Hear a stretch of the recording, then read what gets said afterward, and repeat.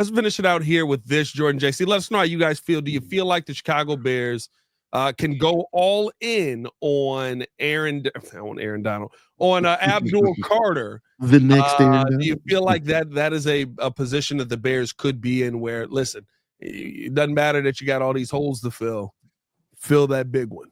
Take that for what you will. Appreciate y'all tuning in and showing love. Hit that like button, subscribe to the page, leave a 5-star review. Y'all know what to do. Let's finish it out here, Jordan JC. Mel Kiper's back at it again. He's getting worse. For the 1,000th time, huh? He's getting worse. I'm not gonna lie to you, bro. Like that. Is it a joke at this point? Like, there's part of me that I look at his mock draft and listen. This is the. I don't like it. So he tried to make an excuse. I tried to make an excuse for him because Mel's a good dude. Mel really is like a really good dude. No, you didn't use the. But I don't like his mock draft. I'm not gonna lie to you. I will say I do think that early on he's fairly accurate here, and I do wonder if the Bears, do go this direction because of the conversation we have. They're taking the best talent available and different things like that. Number one, he's got Tennessee taking Cam Ward. Number two, Travis Hunter to the Cleveland Browns, which is interesting. Seems like a lot of the Shador love has worn off for a lot of teams here. Number three, Abdul Carter to the New York Giants. Number four, Will Campbell going to the Patriots. So far, getting on all cylinders. Number five, Mason Graham to the Jacksonville Jaguars. Number six, Ashton Genty going to the Las Vegas Raiders. Number seven, how's your Membo? Armand Membo going to the New York Jets. Number eight, Jalen Walker to the Carolina Panthers. Getting a lot of love lately. Yeah. Number nine, taking a swing and possibly a miss. Shador Sanders to the New Orleans Saints. Interesting. And at number 10, the Chicago Bears take Tyler Warren, tight end out of Penn State. Now, I have said this a couple of times, right? With a lot of the moves that the Bears have made in the offseason, if the Bears do end up going Genty, if the Bears do end up going Tyler Warren, I'm not going to flip a table right at that moment. I'll just go, all right. It is what it is. Okay, let's see. It better work. That's called take a guy that high. Tyler Warren, which I don't think he is, better be Brock Bowers. He better be Trey McBride. He better be Sam Laporta. He better be the best tight end. That fell off this year, though. He better be a top 5 tight end in the NFL. Well, you got to give him time to do it. No. Give him a little time. Because there is a lot of pieces still on this board. At that point, I wouldn't be mad if you listen. Mike Green, you know how I feel about him. Doggone right. Real Mac 2.0. I'd take a Jahad Campbell at that point if that's the direction that we're going to go right there, right? I don't even think, and I don't know about that. Like, I think there's a lot of love for Tyler Warren because of how versatile he is. And I do think that there has to be a trade partner to trade back. So maybe you couldn't trade back. But if you can't trade back, I don't know if Tyler Warren is the move that you want to be making there. Like maybe there is a reach that you take. Heck, maybe if you were thinking running back anyway, and Omarion Hampton is the move. By the way, Omarion Hampton, 12 to the Dallas Cowboys. That solves the issues they have. I actually could see that. Willie Lampkin said, I'd take William Evan Lampkin. Willie Lampkin says he'd take himself. Oh, shout out to Willie Lampkin. I'm drafting me. That's hilarious. Trey McBride that high. Listen, if you do it, fine. It is what it is. I'm sorry, not Trey McBride. Tyler Warren. Tyler Warren that high. Yeah. If you do it, it's fine. He better be Trey McBride. He better be one of them top dogs in the NFL very quickly. He's a versatile tight end. Because that's what you've been getting out of the draft the last couple of years. Yeah. He's a versatile tight end. I think that's the potential that you're getting from him, but he has to be in the right situation. I don't think this is the situation that you're going to bring him in and you're going to see those type of numbers. Like if you're talking about Brock Bowers' production, Brock Bowers didn't really have a lot of people to compete with outside of who else was on the team. before he got traded to the Jets. My goodness, why in the world, Aaron Rodgers' guy. Good Lord, have mercy. Devontae Adams. Yeah, like there's teams where it's like, okay, you clearly have to be the number one or number two guy that we go to. Here, Tyler Warren's going to be lower in the depth chart. He's going to be behind Cole Kmet, at least to start in the tight end room, let alone he's going to be behind Rome and DJ and probably, a couple of the running backs out of the backfield for receptions. So that's the other thing, is that you have to keep in mind, yeah, he could be very talented. He could be a quote unquote a top 5, top 10 type of talent in the NFL, but will the production show it because of the team that he's on and the other, having to share the ball with all these other people, all these other skill level players. So that's my only concern, is, are you wasting a pick on him here with this team versus other teams when you have behind him San Francisco's taking Will Johnson? I'll be honest with you. If you take Will Johnson, I'm also not going to be mad at that, because, cornerback is always another, I'd be mad at that. You'd be mad at that? I wouldn't be mad at that. Will Johnson. I'd be pissed if we took a DB. Will Johnson is nice. I'm not gonna lie to you. All right, fine. Will's fine. I wouldn't be mad. But Amarian Hampton, still on the board. As you mentioned before, you had Mike Green. Honestly, that would probably be my number one choice. Mike Green, if he's still on the board at 10, I'm taking him over anybody. Like that's who you go and address defensive end. Yeah. I'm not getting Tyler Warren. Listen, I'm there with you. You know how I feel about Mike Green. We talked about it yesterday. I think he's a dog. I know everybody keeps talking about the sexual assault charges that have been brought up against him as far as or accusations, not charges, accusations. Right. As far as I'm concerned, right now they are accusations. I don't know what he did. I don't know what he didn't do. I'm talking about him as a football player. He's a heck of a football player. Also, as bad as it is, if he's talented, he's going to play in the NFL anyway. I'd rather him play on my team. That's how the NFL is. The NFL does not care. There are literally murderers that have played in this league. Legitimate murderer. And I'm being honest, yes. I'm not gonna lie to you. If the evidence wasn't so woefully stacked against Aaron Hernandez, he still would be playing right now. Absolutely. Yeah, absolutely. It's just that's football. We sit there and we want to have this high moral ground on all of these people, and I don't know what they did, what they didn't do, and that's how a lot of people felt about Jalen Carter until they saw Jalen Carter game wrecking, and now all of a sudden mugs were like, "Oh my God, we need Jalen Carter." It's like, we forgot about that death that he caused real quick, didn't we?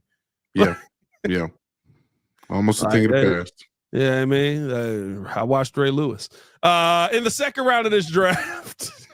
He was just an accomplice. Oh, okay. In the second round of this draft. At 39 and at 41, the Chicago Bears going to completely I would say this is probably where Mel redeems himself a little bit. Mm-hmm. I don't think it's a surprising direction in this one. Actually, I do like the move here. At 39, they go Walter Nolan, defensive tackle out of Ole Miss. Listen, Grady Jarrett's 32 years old. That's the realistic. That's a funny joke, Dark Minds. You got to relax. That's a realistic. That's the realistic scenario. That he's not going to be here very long, right? Yeah. He's not. He's got maybe 2-3 years, maybe 2 years with the Chicago Bears. That's really the most that you're hoping for. You're going to have to replace that position quickly. There are pieces that can do that here, and Walter Nolan on the board. A lot of people have gone ahead of him. That I would have wanted the Bears to take in that situation. But I like a Walter Nolan at 39, JC. I love Walter Nolan. He's one of the top 3 defensive tackles that I've always mentioned. So if you get him in the second round, that's a win, a disruptive interior presence that you add on again to the guys that you already have. You mentioned, Grady Jarrett, as much as he talked about, his better years are ahead of him, and, he's rah-rahing with the impressive interview with the Bears, the press conference with the Bears. I think that he is going to show his age. I think you're going to use him in spots. You're not going to lean heavily on Grady Jarrett. And so you need a younger presence in there along with the Dangbo and a Javon Dexter. So Walter Nolan definitely makes sense. And then, of course, Treyvon Henderson. I love Treyvon Henderson, Iowa State running back as well. We talked about him being the best blocking running back in the draft as well. And so you have that part of his game there as well. His ability to be see the whole, has his vision, and also being able to kind of be have not elite speed, but have enough speed to break away from defenders. And so he's a capable running back. A lot of running backs in this draft, and so I wouldn't mind if you came away with the Treyvon Henderson. Well, that's actually what happens. There at 41, the Chicago Bears come away with Treyvon Henderson. Oh, I'm sorry. Did I? You set up. You read the drafts. I'm sorry. I'm all over the place today. By the way, I did want to point this out as well. At 40, in between the Chicago Bears, sandwiched in there, the New Orleans Saints take Azariah Thompson out of Florida State, and he's getting some comparisons to one Kool-Aid McKinstry. Shout out to Kool-Aid. My God. Kool-Aid's back in the building, baby. But no, man, listen, I think here's the thing. I don't mind the second round of this draft.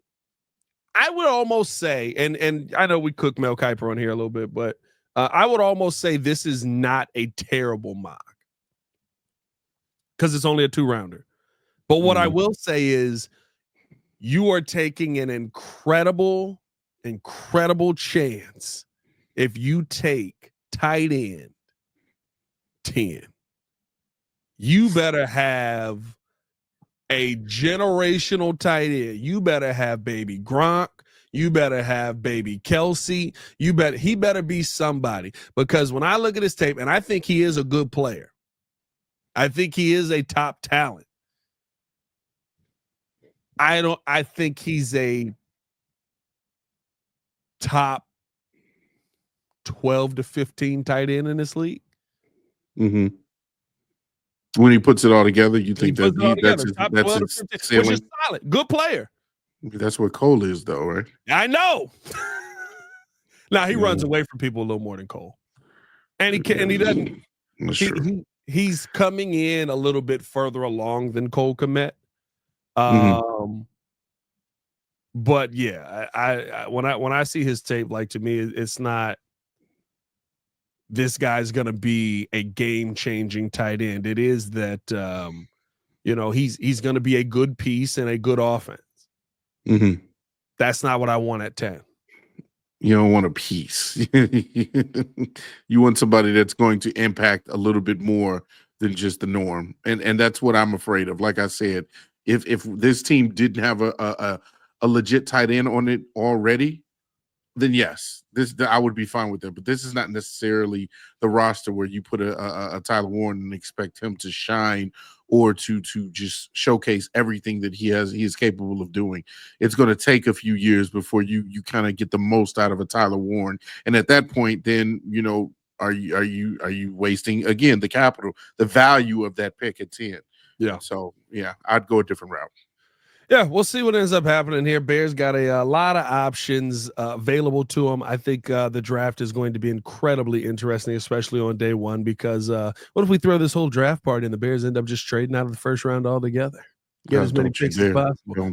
I'm just saying. They're eyeballing Willie Lampkin. You already know what it is. Hit that like button, subscribe to the page, leave a 5-star review. Y'all know what to do, man. By the way, we're not saying he's Cole Kmet. We're saying that I'm saying that I think he's in the range of where Cole Kmet is. Cole Kmet gets the football. Cole Kmet's a top 15 tight end, top 10, top 12 tight end. Mm-hmm. That's where I think he is. I think Tyler Warren's going to be a top 12. By the way, a lot of the exciting plays that Tyler Warren has are running plays. Yeah, the top tight ends in the league, they're usually the go-to guys on their teams. Travis Kelce, Mark Andrews, George Kittle, like they're the people that are usually the 1 or 2 option on their teams. Cole Kmet is not our 1 or 2 option. It's DJ Moore, Rome Odunze, and even last year Keenan Allen. You bring Tyler Warren in here, you're technically, you might be wasting his talent here, in my opinion. Yeah, no, I don't know. I think to me it's I wouldn't roll with him on that. Yeah, at 10 to me. But hey, we'll see what the Bears end up doing, man. Seems like Mason Graham might be their guy, though. Again, conspiracy theory. Yeah, man, that might mean I might owe you a steak. Stacey Dale's 10. Yeah, does that work if they draft Mason Graham anywhere? Is it only? It doesn't matter if they draft Mason. No, I'll give it to you. If they draft Mason Graham, you still win. All right, I'll take that. I'll take that. Yeah. Hey, man, appreciate y'all for tuning in to Show It Love, man. Hit that like button, subscribe to the page, leave a 5-star review. Y'all know what to do. We go get up out of here, man. As always.